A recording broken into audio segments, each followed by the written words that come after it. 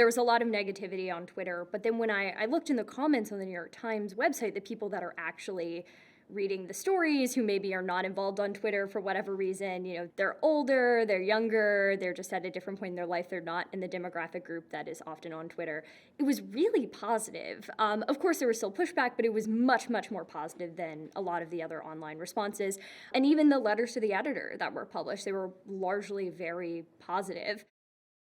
There were a lot of certain kinds of accusations thrown at me that were not mentioned at all in the piece. For example, people were calling me like a right-wing extremist. And I say many times in the article that I identify as a liberal. I would say if I was asked to identify myself, I would say a left libertarian. I don't identify as conservative. And in fact, in the article, I don't mention that this is something necessarily that only happens to conservative students' self-censorship.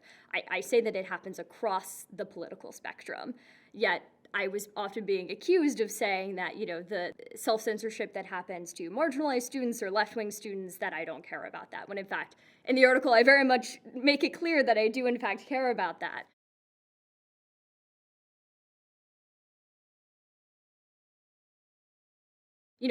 I think what happens on the internet, and especially in places like Twitter, kind of leads to a kind of distorted view of what the average American believes.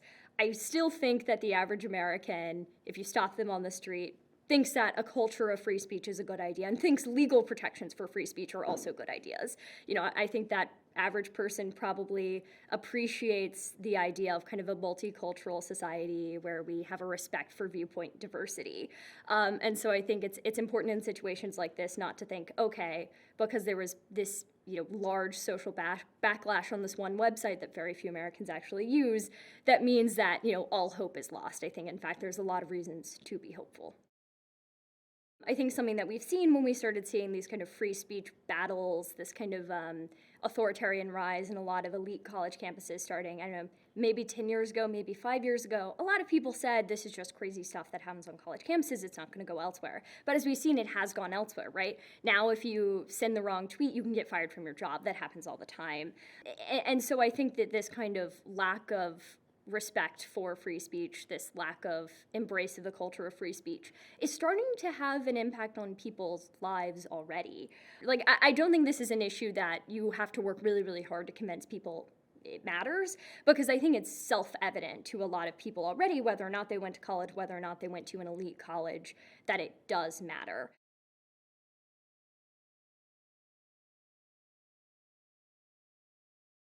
I think it's important for a democracy to have an embrace of diverse viewpoints, of viewpoint diversity as a value, is something that we should kind of strive towards and nourish, right? I think that in order to have both like a populace of voters who understand why they think what they think, why they value what they value, that's incredibly important. But I also think it's incredibly important for kind of how we treat each other. I don't really want to live in a world where, because, say, like, I disagree with my grandpa about something, I'm never going to speak to him again, or I'm going to yell at him every time I see him. That's ridiculous, right? I think being able to get along with someone with whom you have even pretty serious political disagreements with is really important for just being a functioning adult in a functioning society. I think it's just an important social value. I think there's a lot of decay happening when we can't do that anymore. And so I think kind of embracing a culture of free speech is something that matters very much outside of the academy.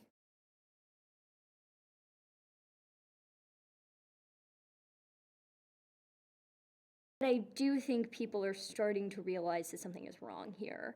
I think a lot of people are starting to look at, the offenses that get people fired or quote unquote canceled, or have whatever opportunities or reputation taken away from them.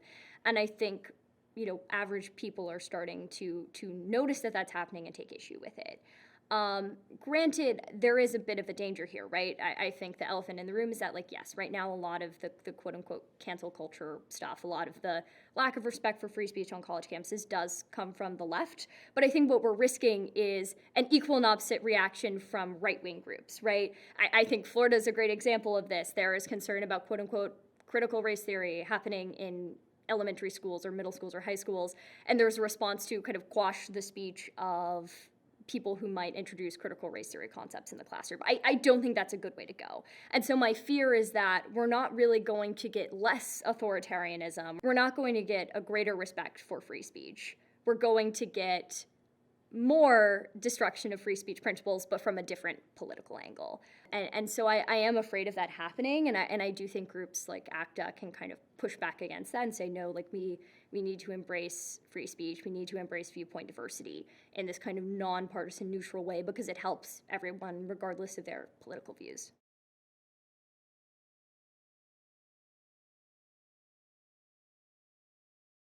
So when I started noticing this shift where a culture of free speech started becoming seemingly less important to my fellow students, sort of happened around 2020. And sort of the way I view a culture of free speech is it isn't just kind of a legal understanding of you have the right to say things without the government punishing you.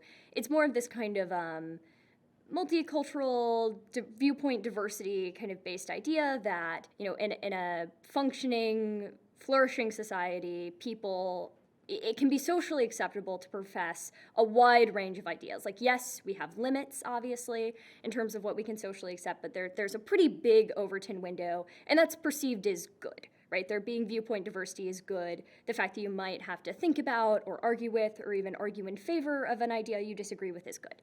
When I started noticing that value become less and less important really happened around the summer of 2020. The first 2 years at UVA where I was a student were very different than the last two. And I think there was this shift where I started seeing, rather than there being kind of a principle-based general support for free speech and kind of the ideas of free speech, there started being much more kind of an allegiance to ideology and sort of this idea that ideology matters more than principles.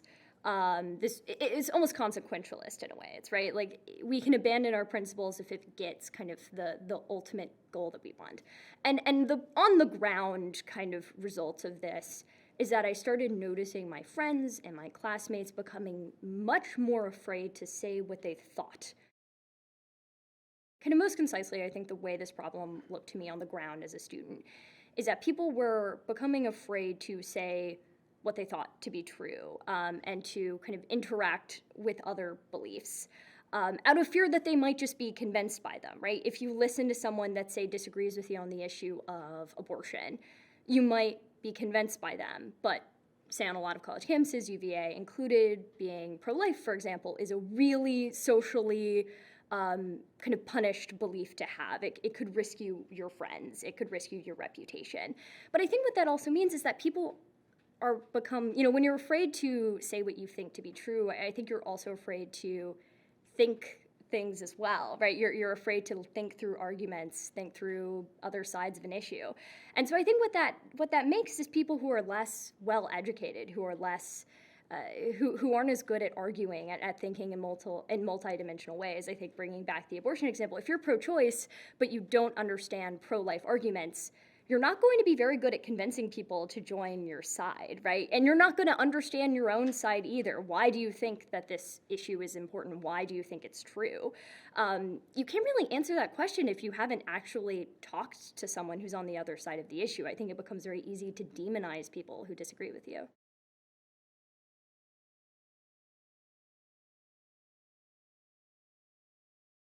So I think alumni groups can do quite a lot, especially alumni groups at individual schools. They have tremendous power, both in terms of they write the checks, right?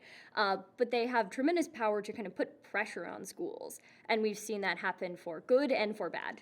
For example, at UVA even, right? So I think that alumni groups can put a lot of pressure on individual schools to enact, speech supporting policies, to not cancel that speaker, to not fire that professor. I think they can do a lot of that because of the financial power that they hold.